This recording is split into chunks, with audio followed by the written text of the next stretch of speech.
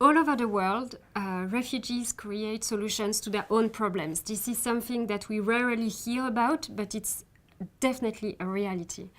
And refugees, what they do is that, exactly as you and me, when they face challenges, they start creating some kind of solutions to their own problems. So they create community groups, self-help organizations, particularly in cities, in order to address their most pressing challenges and help each other, basically.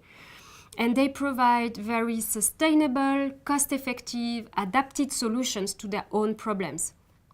And this is very key because at the moment, the number of refugees and displaced people has been reaching a historic point, and the resources are not growing proportionally. So there is an urgent need to rethink the way refugees are being supported for solutions that are more sustainable, cost-effective, and this is exactly what these kind of organizations, self-help groups run by refugees themselves, do on an everyday basis. But the problem is that those organizations are very rarely supported, funded, engaged. They are not considered as credible stakeholders, and so they are really invisible in this whole humanitarian system. So our work is to identify these groups that are very hard to reach, to support them in a way that they can grow their initiatives. So we provide training, we provide coaching sessions, we provide funding to them. And the result is that those organizations, after they have been through the program, are really thriving organizations.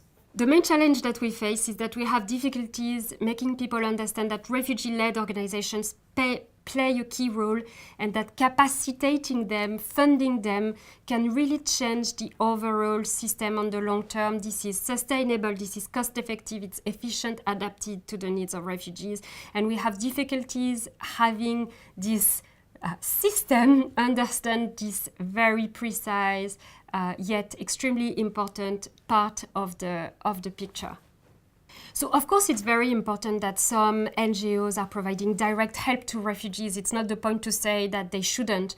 But what we say is that on the top of that, it's extremely necessary to enable refugees to create themselves the solutions that they think are best adapted.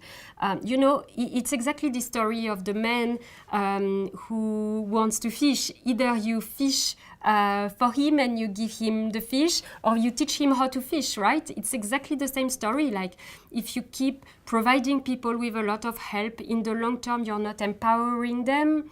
And we have to realize that really people know what is best for themselves. And so this is what we're trying to capacitate, to empower.